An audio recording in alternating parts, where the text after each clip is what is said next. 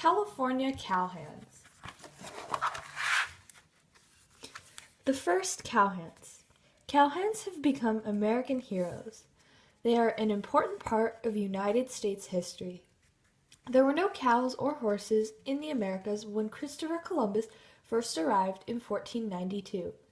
In 1494, he brought 34 horses and a small herd of cattle. Spanish colonists brought more horses and cattle to the Americas. Many of these animals escaped. Soon, herds of wild horses and wild cattle roamed the plains of New Spain, which included Mexico and the present-day southwestern United States.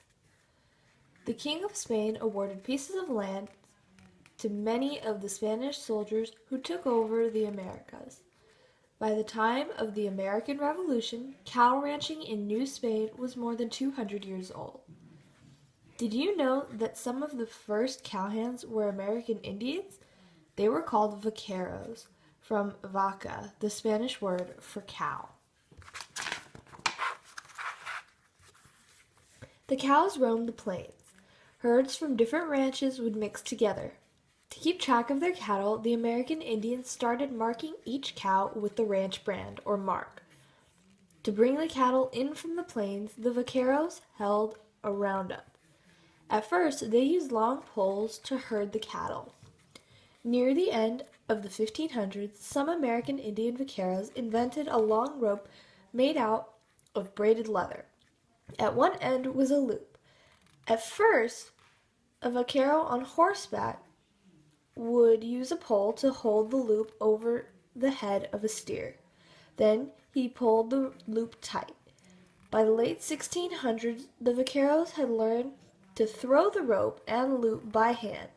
In time, the rope and loop together were thought of as one thing, called either a lasso or a lariat. California ranchos. Junipero Serra was a Spanish priest. In 1769, he led an expedition to build a string of Catholic missions in California. At the time, California was an area owned by Spain. The missions were churches as well as centers for farming and ranching. The missionaries brought cattle and they began ranching. They used American Indians to tend their herds. Sometimes the American Indians were given clothes, blankets, and other gifts to live at the mission. Some chose to live at the mission and to learn Spanish ways. Soon, raising cattle became the main industry in Spanish California. Other ranches were started beside the missions. These ranches, or ranchos, were owned by wealthy people of Spanish descent. These new ranches needed cowhands too. Their owners hired American Indians and taught them to be vaqueros. On the ranchos, the vaqueros were given food, clothing, and shelter.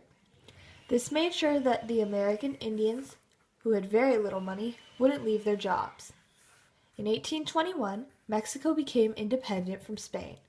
The Mexican government closed most of the missions. It gave the land to private owners. The mission vaqueros became workers on these new ranchos. The California cattle herds continued to grow. The cows were also raised for their hides and for fat. The fat was used to make candles and soap. The hides were traded. They were used as money, called California banknotes.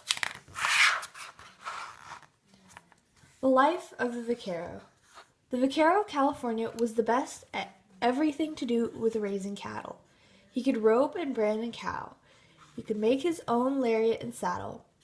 He knew how to find cows on the open range. A good vaquero had to be able to chase a steer through the brush on horseback, lasso it, and bring it to the ground. That's quite a job, since a steer weighs more than 1,000 pounds. Every spring, the vaqueros went on a roundup to gather their herds. The roundup would last 3 to 4 weeks. The vaqueros often had to ride into thick brush and deep ditches caused by heavy rain. They faced steers with sharp 5-foot-wide horns. Their job was to bring the cows together into one large herd. Then the cows from different ranches had to be separated. new calves had to be branded. Some of the cattle were killed. Their hides had to be skinned and prepared. All these jobs had to be done by the vaqueros. The roundup used all of the vaqueros' skills. By the 1830s, most vaqueros lived on the rancho in small huts. The vaqueros had a strict code of behavior which insisted upon honesty and loyalty to the ranch owner. On the ranchos, boys learned to ride almost as soon as they could walk.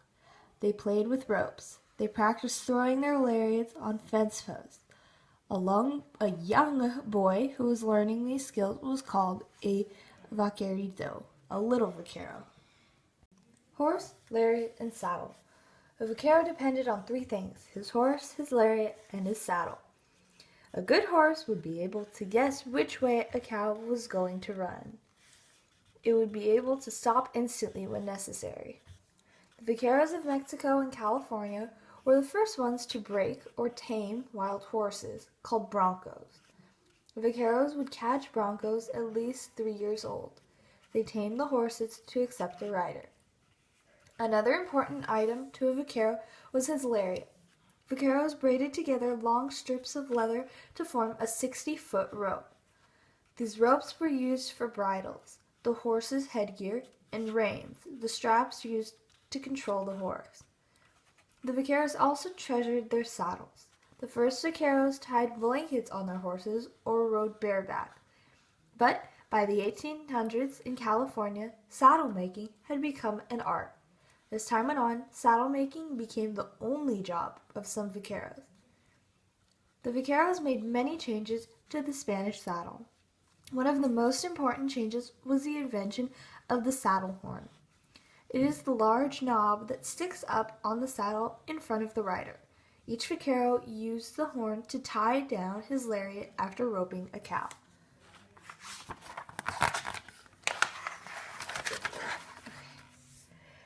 The vaqueros' clothing. Cowhands in different regions had slightly different ways of dressing, but they all had the same basic clothing. A wide-brimmed hat was protection from the hot sun. They wore short jackets made of leather or cloth. They decorated their jackets with silver buttons and colorful embroideries. They wore large pieces of leather called chaps over their legs to protect them from thorns and brush. Another important item of clothing was the poncho. It was a coat, a blanket, and a raincoat all in one. Cowhands also could use it to round up cattle by waving it in the air. Rodeo contests. The word rodeo comes from the Spanish word rodear, which means to surround. At first, the rodeo was only a time for work when the vaqueros got together to round up cattle herds. But whenever cowhands gathered, they liked to show off their skills as riders and ropers. That's how the rodeo as a contest came to be. Here are some of the games that vaqueros like to play. La sortija. A small golden ring was hung from a thread. The vaquero held a lance and rode toward the ring at full gallop, trying to get the lance point through the ring. This game's origin may have been in the training of medieval Spanish knights. Recollient. A small object, such as a coin, was placed on the ground. A vaquero would ride toward the object as fast as he could, bending down and scooping it up as he rode past. Rayar means to draw a line. Two vaqueros would ride their horses at a full gallop from opposite directions toward a line in the dirt. The rider who stopped closer to the line without going over won.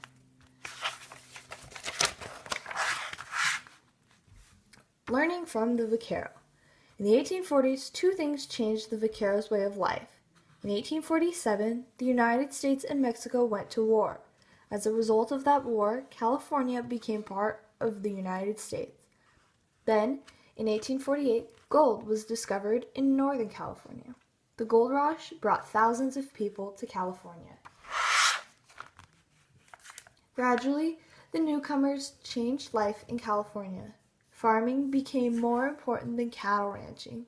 Slowly, the life of the vaquero in California died out. In 1836, Texas won its independence from Mexico. The Texas cattle ranchers turned to vaqueros to teach them about cattle. The English-speaking cowhands of the United States learned most of their skills from vaqueros. The cowhands of the West learned how to use a lariat, to wear chaps, to drive cattle on the trail, and to brand cows and tame broncos, all from vaqueros. They even called themselves buckaroos, which comes from the word vaqueros. Books, songs, movies, and television shows celebrate the cowhand, but very seldom do those books or movies show the real role of the vaquero. It was the vaquero who invented what we think of as the cowhand life. In the figure of the cowhand, the vaquero lives on as an important part of United States history.